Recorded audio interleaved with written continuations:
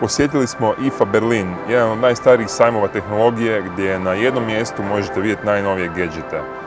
Iako za obilazak cijelog sajma nam treba cijeli dan i poprilično snage u nogama. Prvo smo posjetili Samsung presicu na kojoj je predstavljen novi Galaxy A90 5G.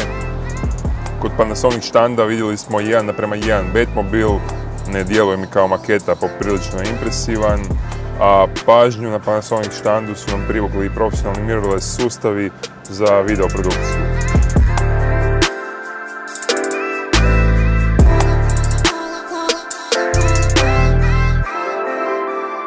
Od inovacija zanimljivo je bilo vidjeti Panasonicov prozirni OLED televizor, iako se čini više kao koncept nego finalni proizvod. Pogledali smo nove miševe tipkovnice iz Logitecha i nama najzanimljivije isprobali smo Galaxy Fold 5G što donosimo u posebnom videu.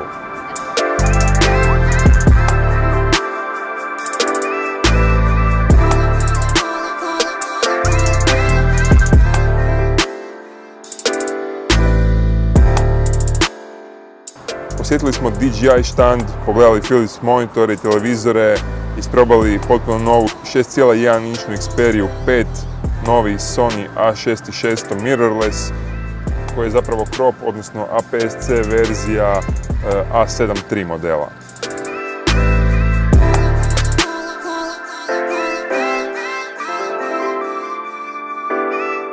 No najviše od svega impresionirali su nas ogromni zidovi potpuno prekriveni ekranom, što je jedan od trendova u budućnosti pametne kuće. Na većini štandova stavljen je naglasak na gaming, industriju vrijednu preko 80 milijardi dolara.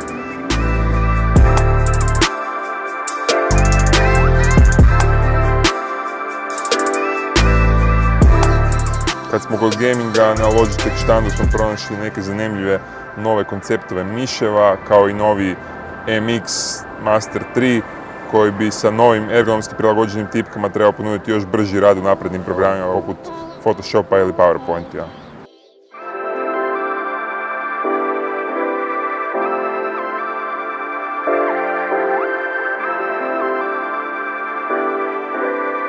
Na popularnom kineskom DJI štandu nije bilo noviteta, sve je već viđeno i predstavljeno, ali bilo je zanimljivo vidjeti sve DJI proizvode na jednom mjestu. Oni su zaista primjer vrhunske made in China kvalitete.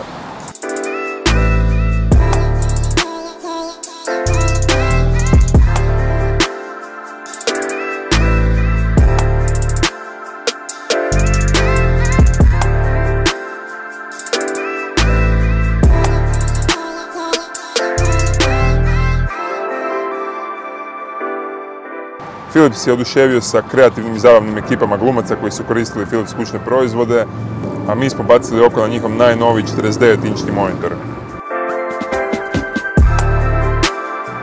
Čast nam je što smo prisustvovali jer IFA sajam će ove godine posjetiti preko 200.000 posjetioca sa oko 2000 izlagača.